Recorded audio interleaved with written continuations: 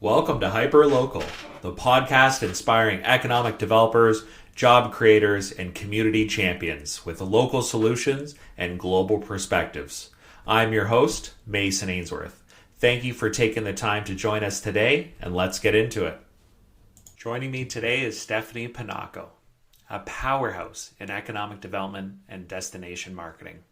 As president of the Economic Developers Council of Ontario, and Director of Corporate Communications and Stakeholder Relations at Sault College of Applied Arts and Technology, she is on the ground and at the table making a difference in our communities.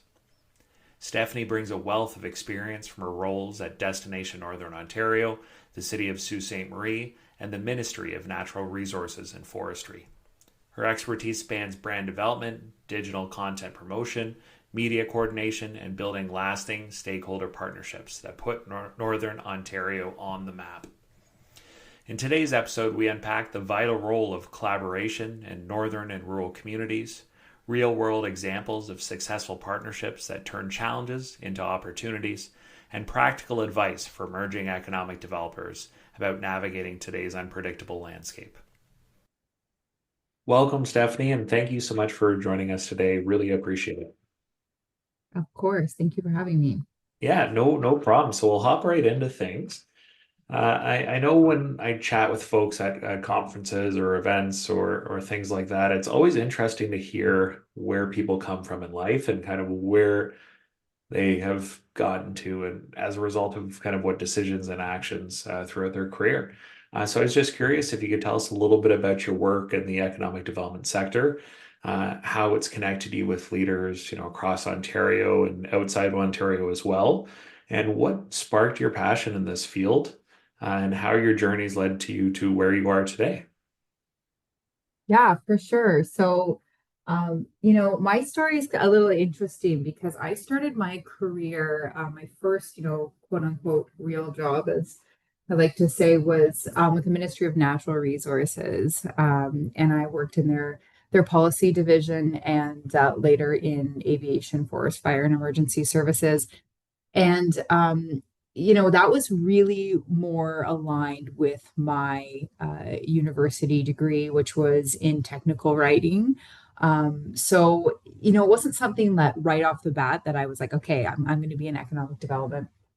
But when I started my first job in the political sphere, I was working for a municipality in the mayor's office. And at the time, the executive director of the Northern Ontario Heritage Fund Corporation was really hot to trot on economic development. It was Bruce Strapp, if you've ever heard that name floating around. He was quite an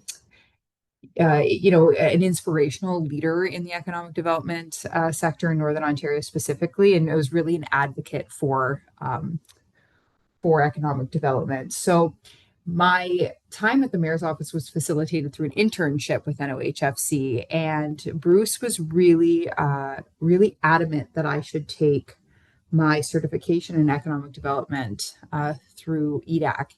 And I kind of just jumped in, and I realized when I was there, doing this course, that economic development really is tied into everything.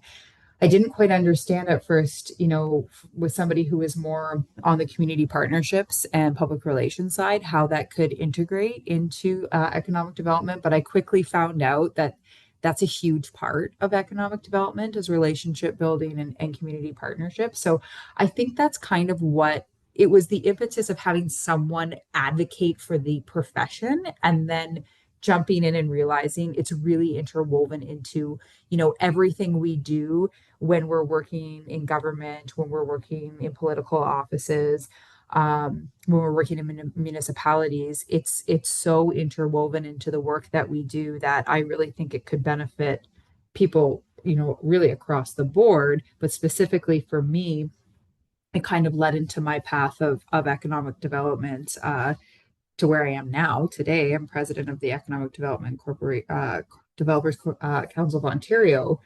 And most of the work I do in and outside of my office is tied to economic development. I love that. And there's a few things I just wanted to pick up on there. The first one being that you're a policy nerd. I think that's very cool. As someone who's also a policy nerd, I think that's really exciting, and it shows that just because you're a nerd in policy doesn't mean you can't do some really cool stuff. So I just want to say thank you for giving our team some more support. And then also I think it makes a lot of sense, when you look at these different industries and such, that economic development is woven into them, and it is something that folks need to think about. I know back when I was a city councilor, it's something we talked about a lot.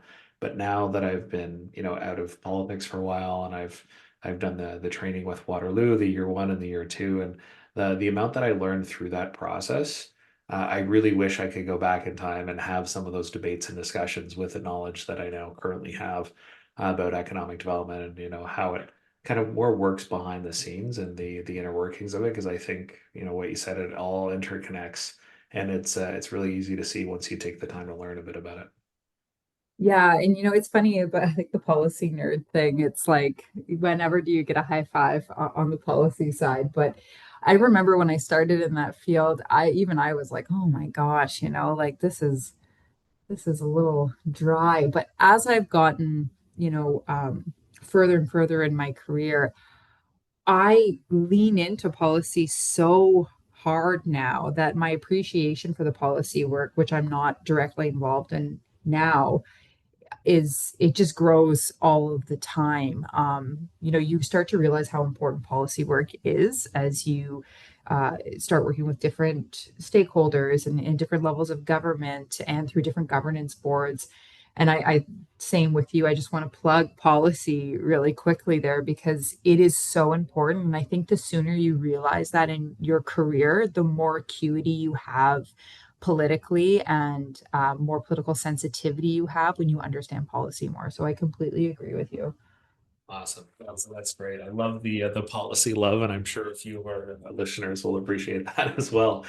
Getting into our next question a bit, local impact is something significant that we hear a lot about, and I was curious, through your experiences, if you could share maybe a specific project that you've either led or contributed to that's made a difference in Ontario, and whether that's through areas like job creation or business attraction or community growth or whichever area you see fit. For sure. So I was happy to kind of put some thought behind this one because it's been an interesting and long career, but um I am probably most proud of a project that I got involved in through our District of Sault Ste. Marie Social Services Administration Board. And I bring it up today because I really want to stress how broad economic development can be. And I think in times like this, it's really important to think about the empowerment that economic development can bring in sectors that are otherwise thought of as more of a burden. And social services has, taken it on the chin, I would say, quite a bit in the past 5 years, with our increased rates of mental health and addiction, our housing crisis, strain on the EMS system. So whenever I can really highlight how economic development plays into social services, I try to because I think it's so important. But in Sault Ste. Marie, we started an affordable home ownership program. And essentially, in a nutshell, what we did is we took people who are in receipt of Ontario Works and identified houses that were, I would say, undervalued, available on the market, and purchased those through a housing corporation and use the skills development fund to train those people in receipt of Ontario Works to do the renovations and construction on the home that would then be resold to a family in need that was identified as a best bet in the community so they could get out from underneath rent and become a home owner. And we've actually seen almost 100 new skilled workers enter our workforce through the program. And of course, the other side of this is they're no longer in receipt of Ontario Works, which is a huge deal to, the government of Ontario, the burden on the system.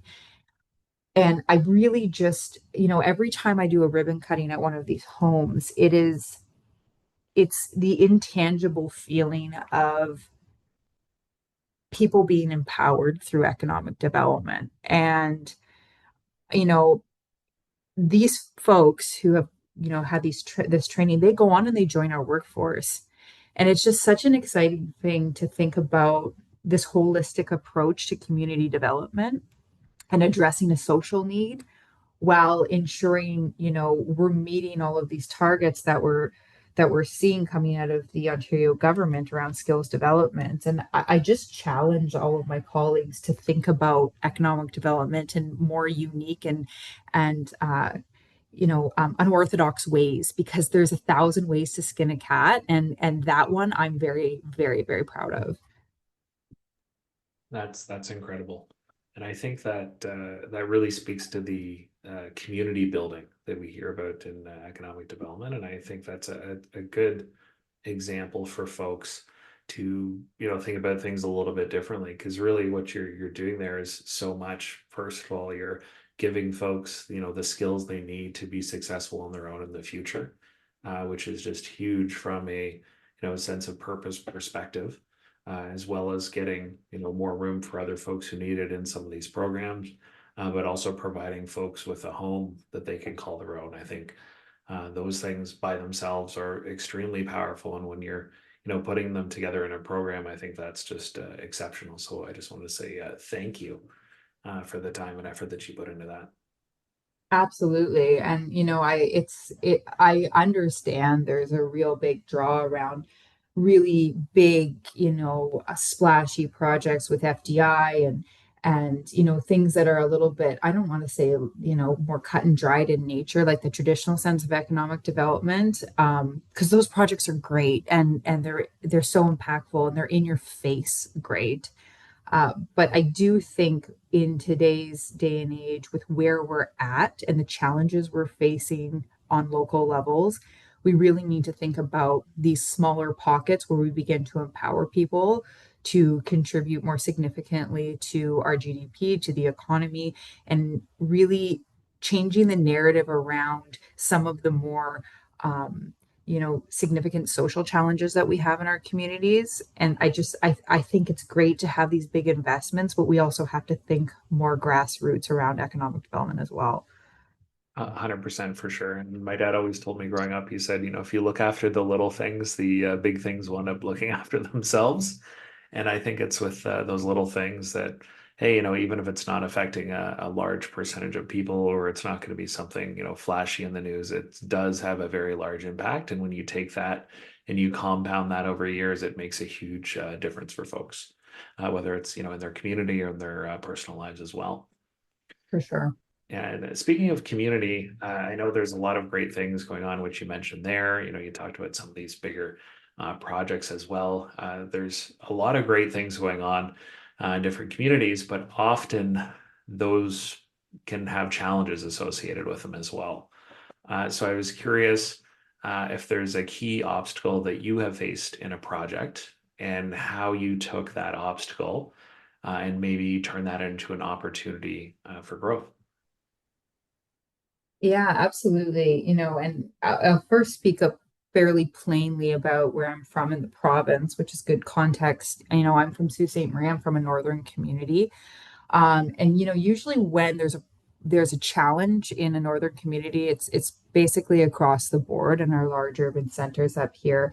And people in the north are, and I don't, and this is mostly rural Ontario, and I always like to say that because rural Ontario shares a lot of our same struggles, but we become extremely resourceful in Northern Ontario. And I think it's become pretty commonplace here to advocate as one voice.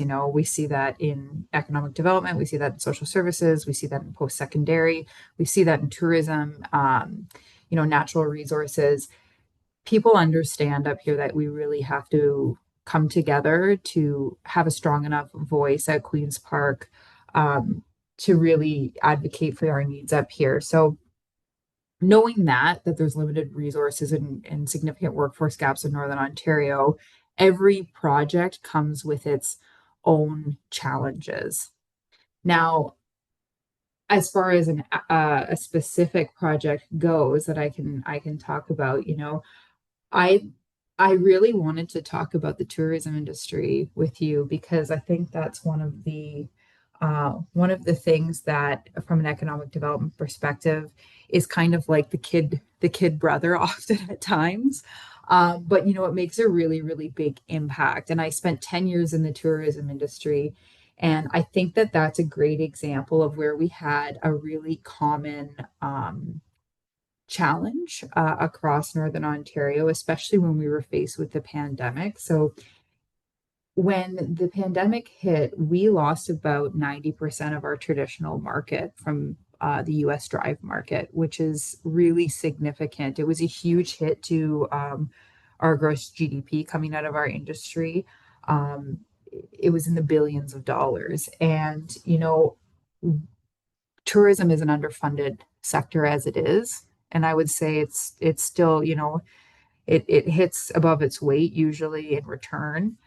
But we knew that resources were limited, and every single northern community came together. This was mostly after the implementation of the municipal accommodation tax, got together, identified the problem, and pulled together some investment and went to the province and said, hey, like we really need to hit the domestic market hard to ensure these operators and businesses and remote lodge owners, like we're talking about 1,600 businesses across the north minimum, are able to, still have the visitation they need to keep their doors open.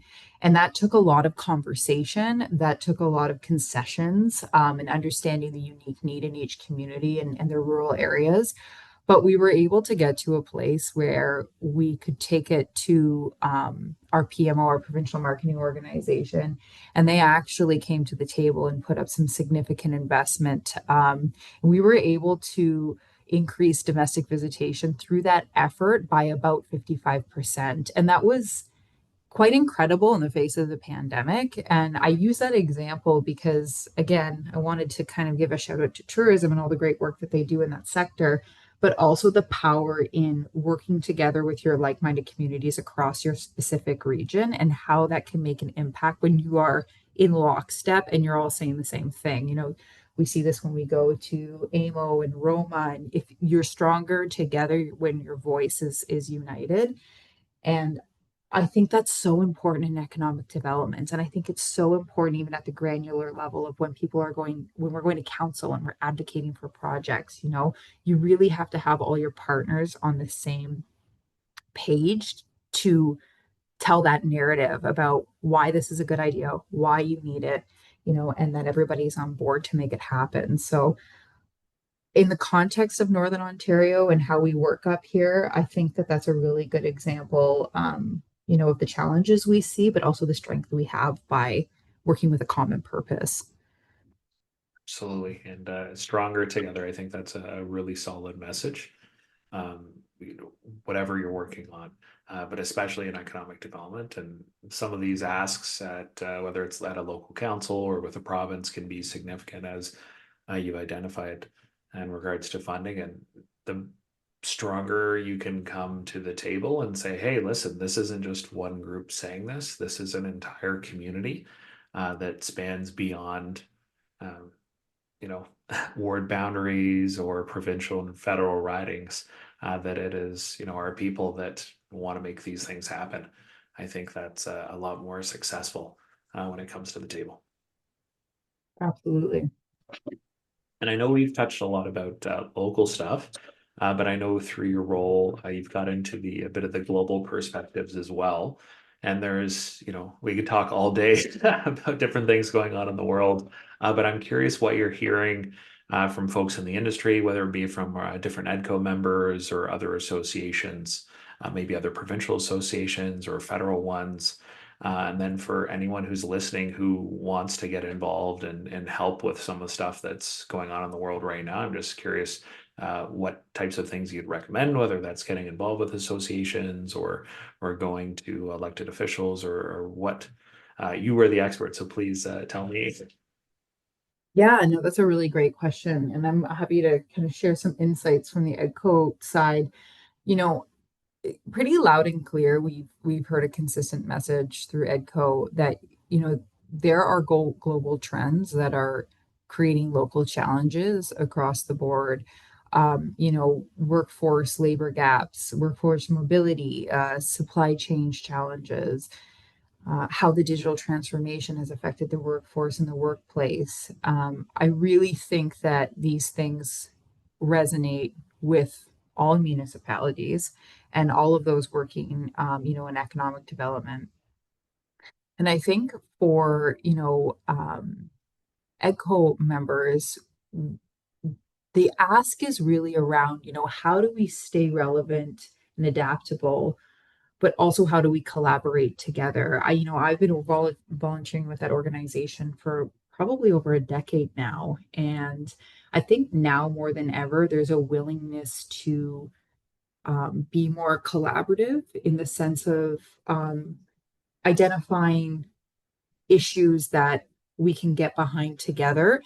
There's been more of a push in the advocacy space with EDCO than I've ever seen. And, again, like you want to talk about nerding out, I like this is where I get really excited. And I'm so grateful in a way that this has coincided with my time as president because we're moving into that space, as gently and respectfully as we can. But we have this huge representation of EDOs across and municipalities across the province, and we're really trying to harness that power when we go to tables with, decision makers and political leaders to advocate on behalf of this sector because there's things that affect us all in our roles as EDOs and working with municipalities. So I think right now what we're seeing is some of these, global trends being reflected in the needs of our members from a communications and advocacy standpoint. And this is a space that EDCO can really move into and I think bring value to their members. So I'm really excited. I'm really excited about that. And I also think, like, I don't want to say the squeaky wheel gets the grease, but you, I'm sure, know just as well as I do that if someone is keen to get involved or passionate about a particular issue or project, you get involved. I volunteering for local boards, joining economic development groups, supporting specific skills training initiatives that would affect a large project in your community. Like these are the places where you need to get into this space because there's so much power in just being involved. I say this to people all the time when they come ask me about my career, or maybe they're seeking some advice about something. And saying yes is extremely powerful when you have an opportunity. And you never know who you're going to meet when you say yes. And you never know, what kind of influence you're going to have and what table. I often laugh and I say, if I end up in a position where I have a decision making opportunity, I go, I don't know who trusted me with this, but like I'm here now, happy to be here because sometimes it just is about saying yes. So the twofold answer around, trends and challenges for people across the province, but also to get involved in those challenges is really just a matter of kind of pulling up your socks and saying like, hey, I'm just going to say yes, and I'm going to be in the room, and whatever room that is, you don't know what other door will open on the other side of it. So, if anybody is interested, actually, in getting involved in economic development, I'll put a plug in here for EDCO. We have countless committees and opportunities to get involved with the board. And it is a great organization to get to know your colleagues across the province for sure. That is wonderful advice, and I think saying yes and getting involved can make such a huge difference in the world and also just as an individual. I remember at EDCO this year, there was a young guy I met and first time I think at a conference, and I was talking to this other woman and she had said something along the lines of oh well, one of my colleagues unfortunately wasn't able to make it, so I have an extra ticket. And I said to the guy, I said, "Oh, like, do you have a ticket to the president's dinner?" And he said, "Well, no." And I said, "Well, she's saying this right now." And she's like, "Yeah, I have an extra ticket." And I looked at him, I said, "Just nod your head, say yes, say Yeah, yes." And then yeah. eventually he said yes. And I saw him at the event and he's like, "Hey, like, thank you so much for encouraging me to actually do that. Because I said, listen, like, what else were you going to be doing? You're going to maybe go out for a drink with some friends or watch a show on TV when you had this opportunity to be in the room with a lot of these decision makers and see some phenomenal speeches and learn and network. But to do that, you have to say yes. And so I think that is phenomenal advice. Yeah, for sure. Saying yes and getting very comfortable with being uncomfortable is probably the next lot like step in that logic, because I think sometimes we get worried about not having a place at the table or in the room, and that's uncomfortable. But becoming very comfortable with that feeling of uncomfortable really is empowering in getting you in the places that, your mind wants to go, but maybe physically you're not there. So that's, those, it's a kind of a twofold thing, to your point with the extra ticket. That's probably where the apprehension came from, but at the end of the day it was hopefully a great decision for that individual. So yeah, I think that's a great point.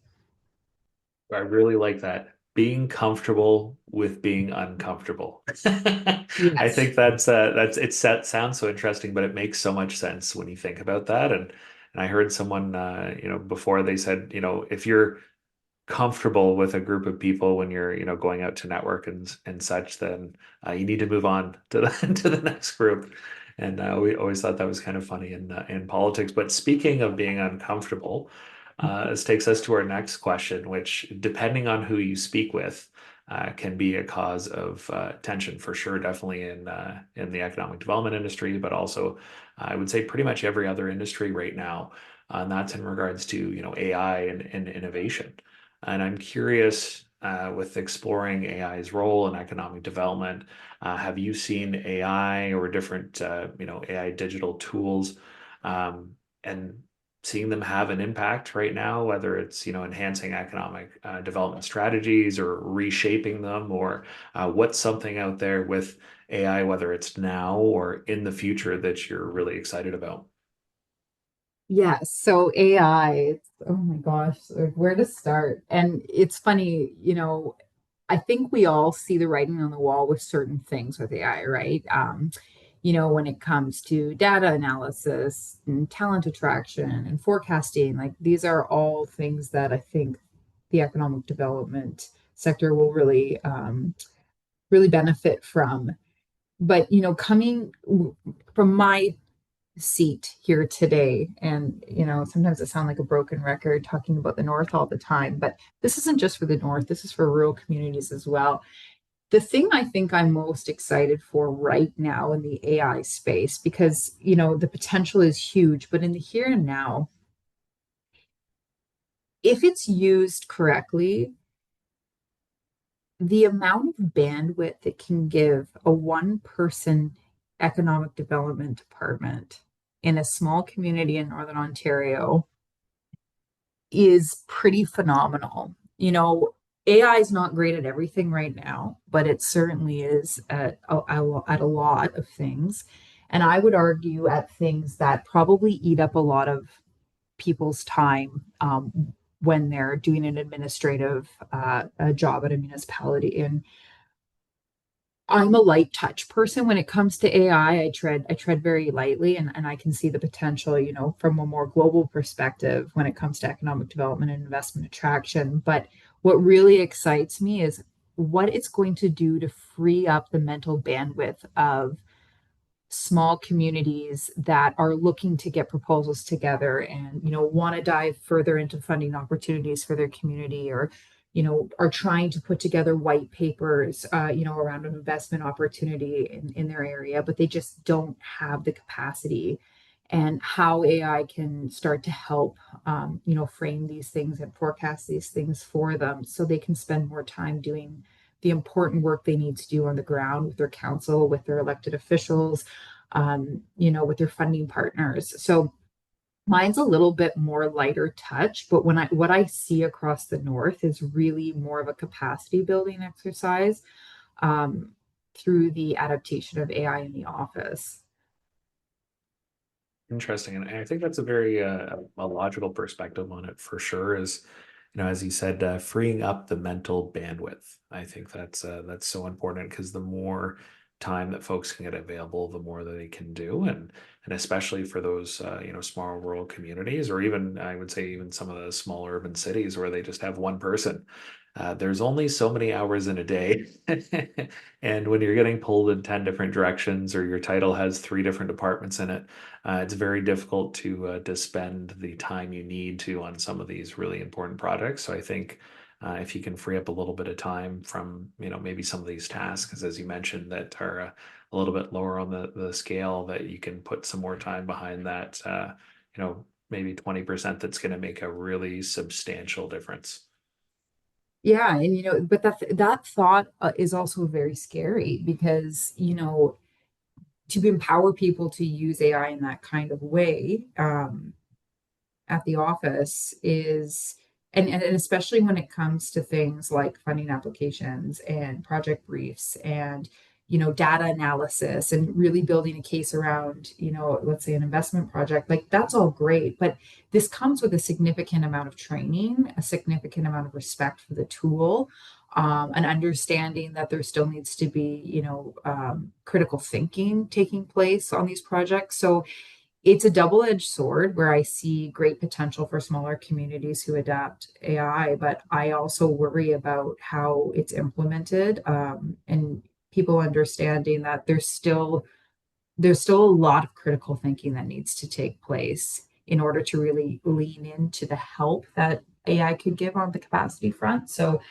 I mean, I struggle with that in my own world, when I'm encouraging, someone, take the load off a little bit, look for a little bit of help here, but you really need to critically think about these projects. And I don't want to see the world go on autopilot at all. And I That's do for worry sure. about that.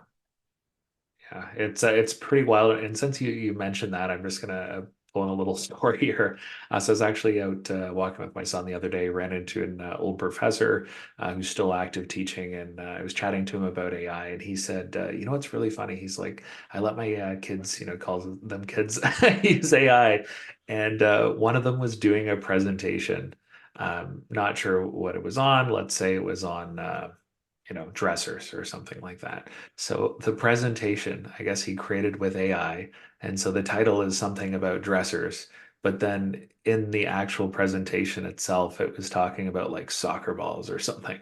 And so the guy's up there and he's reading off this presentation, and it's not even about the subject that his presentation is on. And like didn't even like notice. And I was like, are you serious? Like, is this a true story? And he's like, Mason, he's like, I'm telling you, I sat there and I was like, I'm just gonna let this guy keep going and see what happens. And then he talked to him after, and he's like, you realize like you weren't like, what did you do? Just make this like 5 minutes before you came in here? Because it was not even about your subject. And that I think really shows some of the fear that I have with folks, is that they just rely on these things and they don't fact check them, and they just think, oh yeah, this is the great magical potion that I can take and it's going to do everything for me. But that's not the case. You still have to have that critical thinking. You still have to check things. You still have to, have the knowledge to be able to use this as a tool.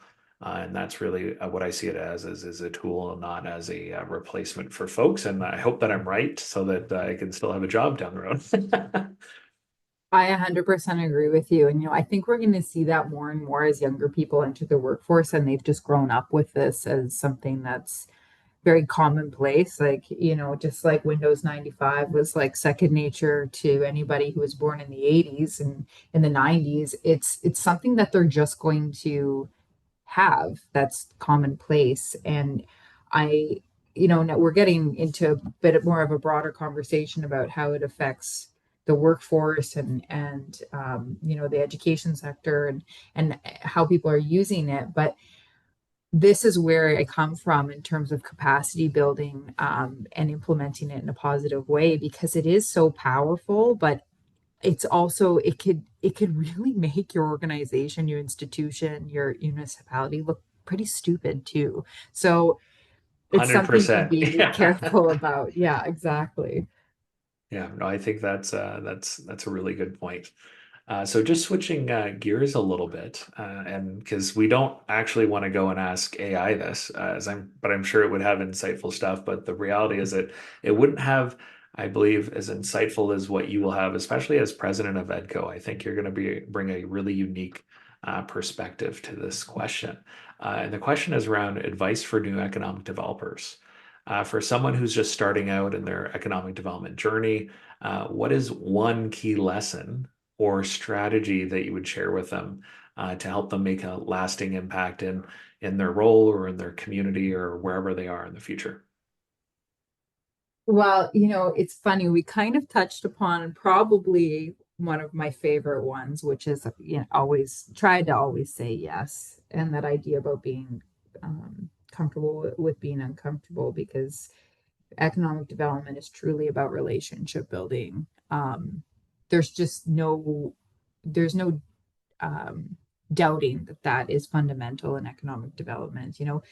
I've seen a lot of smart economic developers who have very little social skills. And then, you go to the next guy at the table who may not know, you know, one project from another, but he's extremely good at networking. And like you could argue that they're both equally successful. So I think that it goes a long way to, you know, getting out of your comfort zone and really engaging with the network around you.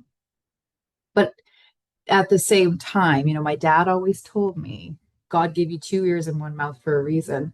And I think the other thing for new economic developers, really any new person coming into the workforce, but especially for economic development, because your stakeholders are so important, listening is so important. Like deeply listening to the needs of your community and stakeholders and really trying to understand with the intent of understanding first it's fundamental. You know, when you're new and you're keen to, save the world and solve all the problems, often I think we find ourselves jumping to conclusions to try to, solve a complex problem, but maybe we don't understand the issue. Another thing that can really happen often is not understanding that there's people who have come before you who have been working on a particular file or in a particular community for years, and you come into the field, you're hot to trot, you're excited, um, but it can bite you, in the butt because you're not really doing that deep listening. So I would say to anyone who's starting in the field is to don't be shy, but also know when to listen, because it's powerful. And I would argue that it is usually impressive to more seasoned economic development professionals when they feel like someone's taking the time to understand the issue. But yeah, I would say that that would be really important. And don't be afraid of mentors. Like mentorship is so important. I think it's a powerful tool that not a lot of people take advantage of. But if you have an opportunity to do it, and it is available through EDCO, Yeah, I was take just it, going to say, take it. shameless plug. I have a mentor through EDCO and it's been Yes. wonderful. So highly No, no. recommend. Yeah, because I mean, it's important, and so that I think that's what I would say in terms of advice. I think that's incredible. And I just want to underline one thing you said in there, which was listening with the intent of understanding. And I think that's so crucial. And I can tell you, I've been in probably way too many government meetings with groups presenting and such. But the reality is, a lot of times I've observed people who are in those meetings and they say, oh, yeah, we're listening to stakeholders and we're listening to this and we're listening to that. But it's just because it's something that has to happen as part of the process, as opposed to listening with the intent of understanding and learning from those folks as you mentioned, because there is a lot of experience. If someone's been working on a project for 10, 15 years, they know the project way better than you ever will. So if you don't take the time and you just say, hey, well, yeah, I listened to this person, well, yeah, that's great, but did you actually understand what they were saying? And I can think of a time when my wife said, yeah, like you're listening but you're not understanding what I'm saying. So you can apply that in a personal life as well. 100%. I often say, are you listening, just waiting for your turn to talk? And that's not really listening.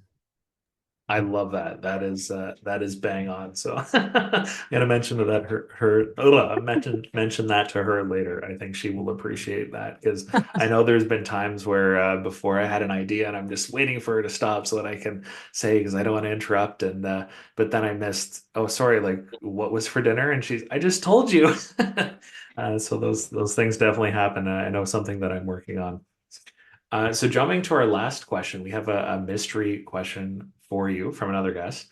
I don't usually read them before, so this one is kind of a little bit similar to our last question. But it is for someone new to economic development, aiming to land their first role as a at an economic development organization, like a municipality or an agency. What are the three key steps you would recommend for them to break into that field and secure that job? Ooh, that's a good question. Um, okay, so I'm going to go slow so I can make sure I gather my thoughts here. Um, Number one, I would find some way to be recognizable. So, if you really know you wanted to land a job with that particular municipality or organization or institution, I'd find a back door somehow. You know, is there committee work you can take on before the interview? Can you volunteer in some way? Does the HR manager play pickleball at your YMCA on Thursdays? You know, like, is there a way that you can show your face as a non-applicant first? Because I think that goes a really long way, a really long way. The second thing I would say is really try to understand the climate in which that organization is in the here and now. You know, what are their challenges? Do a good media scan on them. You know, what's the general feeling of them in the community? Are they facing significant challenges? Do they have a recent win? Is there a way that you can show that you're invested in the organization, even though you don't work there already? Because that I find also goes a long way, but it also helps prepare you should you ever land an interview or an opportunity to talk to leadership. I know anytime that I've ever done any hiring, I've always been impressed by folks who have taken the time to understand where the organization is at. um, it's it's impressive that someone could take the time to look into that, but also it shows like, okay, this person's proactive and trying to understand, know the opportunities for the organization and the municipalities. And I would probably say the last thing, and I'm going to plug it again, and we've talked about this, but if there's an opportunity for upskilling in your economic development profession, taking year one, taking year two, you know, doing some courses online. I know Brock Dickinson has some really good online courses. How can you kind of beef up that resume to show that you have a good, solid foundation of economic development? And how current is that understanding? So I would probably say those three things would be where my mind would go first. Those are excellent. So I think those are really on the ball. And I think a very unique perspective as well, and you know that opportunity to be recognizable, finding quote unquote those back doors, whether it's meeting someone at to pickleball. I think that's a great example. And but no, it's just doing your research and figuring that out where you can get those opportunities to say yes and to get in with those folks, and obviously understanding the climate and what's been going on there is great. And the opportunity to upscale. I'm a big believer in life is a never ending journey where we need to push ourselves and challenge ourselves. And if we're not learning, then what's the point? And so I think that is very, very sage advice, and I'm sure people will really appreciate that. I know I've really appreciated your answers today, and I've learned a ton from you. And I just wanted to say thank you so much for the opportunity. And also, thank you for saying yes to the interview today. I really appreciate having you on. Absolutely. I really appreciated the conversation and I feel very honored that you asked me to do it. I'm always happy to talk to you, Mason. Yeah, I really appreciate that. I'm sure we will chat soon. Thank you so much. Thank you. Hey, you. Yes, you. Thank you so much for taking the time to listen to today's episode. When I'm out and about, whether I'm biking or walking or driving, I love listening to podcasts. So it really is special to me that you took the time to tune into Hyperlocal today and listen to our podcast. I want to make sure we're able to give you the best content possible in the future, get the speakers you want, talk about the topics you want, and really make a difference in your community. We want to focus on those little things. And a big thing to help us do that would be if you could take this opportunity to make sure that you're following the channel. If you want, feel free to turn on the notifications and we can make sure you get notified on the next episode. And I just wanted to say thank you so much for caring about economic development and caring about your community. And keep up the good work. You're not alone out there.